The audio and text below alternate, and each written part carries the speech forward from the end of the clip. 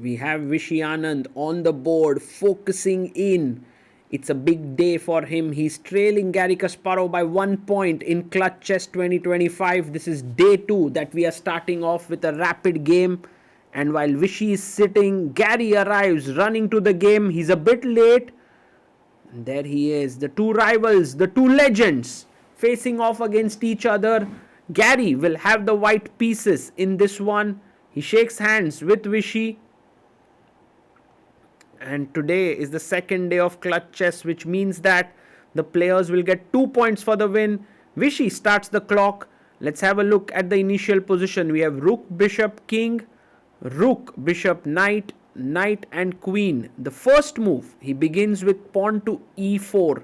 An interesting move because it does not open up any of the bishops. Both the bishops still locked in. But it controls the center and Vishy can decide how to react with it. He plays E6 in the spirit of French defense. And Garry can now play his pawn to D4. But he starts to think a lot here. He's trying to understand. He's trying to sort of get into the groove. And he plays D4 after nearly 6 minutes. That's huge. That's huge. He plays pawn to D4 and Vishy quickly responds back with D5. And pawn takes pawn, takes in the center, and takes back, pawn takes pawn. And C3 played, opening up the bishop here. We have a very symmetrical position here. Vishy also goes pawn to C6. And now bishop to D2 played, developing his bishop out there. The position is around equal, very symmetrical, but it's these symmetrical positions that are sometimes very deceptive. They feel like equal, but actually there can be a lot of juice in it. Rook E1 played, taking the open file here. And Vishy plays Rook E8, challenging the rook on the open file.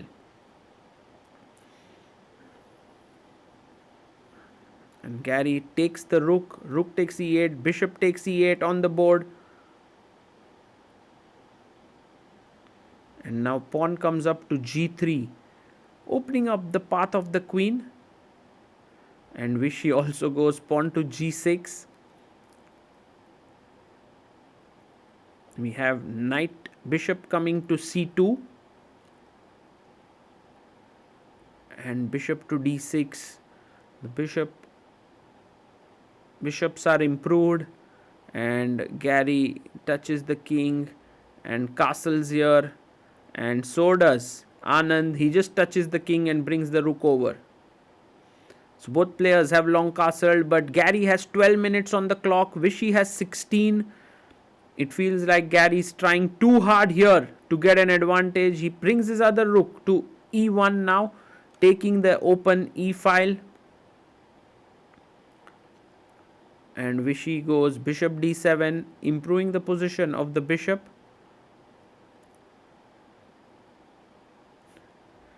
Knight to F3. And pawn comes up to F6, taking control of the E5 and G5 squares. Garry brings his knight in, knight to E3. And Vishy plays bishop to E6.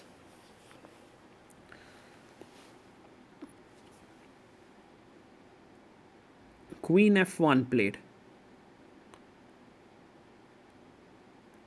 And queen to G7. Both players playing their moves just calmly and coolly, but Garry taking a lot of time for each of his moves. He's down to 6 minutes on the clock. Knight goes to H6, presses the clock. But now I think what Kasparov wants to do is trade off his dark squared bishop. That one is his slightly worse bishop there. He does play bishop F4, offering the bishop for a trade. And Vishy decides to bring his knight back to F7 so that if you take, he'll take back with the knight. I like how Vishy is playing this very compactly Bishop takes d6, knight takes d6, and now the knight jumps into f4, attacking the bishop on e6, which has to move away. He brings it forward to g4, attacking the knight. The knight goes back to d2. And now queen to f7, slightly improving the position, taking into control the e6 square, and maybe will offer a trade of knights with knight e6. He goes knight d3.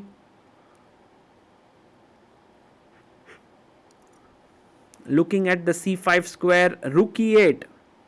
Vishy doing a clinical job of trading pieces. Knight jumps into c5. We have knight to d7. The knights are offered for trade. And Garry goes knight b3, defending his knight. Look at the time on the clock. Kasparov down to 2 minutes 59 seconds. Vishy has 6 minutes on the clock. He brings back his bishop here to trade the bishops. We have knight takes d7 first. And now Anand can take it back with the queen. Yes, he takes it with the queen. We have knight jumping into c5. And the queen goes back to f7. Nothing really changes here. Bishop to d1.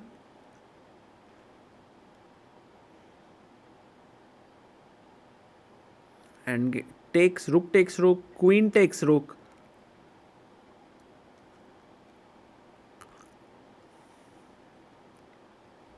And g5 played. Vishy is trying to be active now with h5, h4 maybe, expanding a bit on the king side. And Garry Kasparov goes g4, a slightly provocative move because you're putting the pawn on the same color as your bishop. Later it could come to haunt you. Bishop goes back to g6. f4, moving the pawn up. You may want to go f5 here, but I like this move b6. If the knight moves away, you put your bishop into the center. But Garry blunders here with 49 seconds. He plays f5. It's a big mistake because Vishy can take the pawn on f5 with his bishop. He takes it. Bishop takes f5. Pawn takes f5. And now he can pick up the knight on c5. He takes it. And you can see Garry shaking his head. He's not too happy. D takes c5. And now the knight can jump into center. Don't take the pawn on f5 because bishop g4 would pin the knight. So he jumps in knight e4. And Garry is clearly worse here. Vishy better. Not actually materially up, but this kingside majority can get dangerous. Garry tries to destabilize the knight with c4, but queen c7 is very powerful, threatening queen f4. Anand has 1 minute 11 seconds on the clock to work this out. He has many good moves. Queen e7, queen d7, queen e7 attacks this pawn, queen c7 attacks here, but he needs to make a move. He is getting a bit low on time. He's thinking here, trying to work out the nuances with queen c7, what to do in this position. And look at this. He's just calmly assessing the position. He needs to be careful about the clock. Garry completely focused. Vishy down to 20 seconds.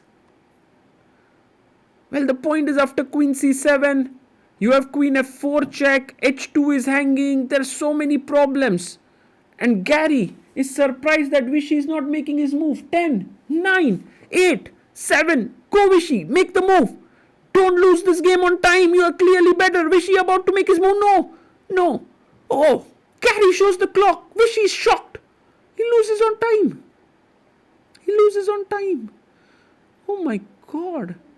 Look at Garry there. He's talking to Vishy, but Vishy is just simply lost in a winning position. And Garry in the end apologizes to him. We have a clip by Anastasia Karlovich.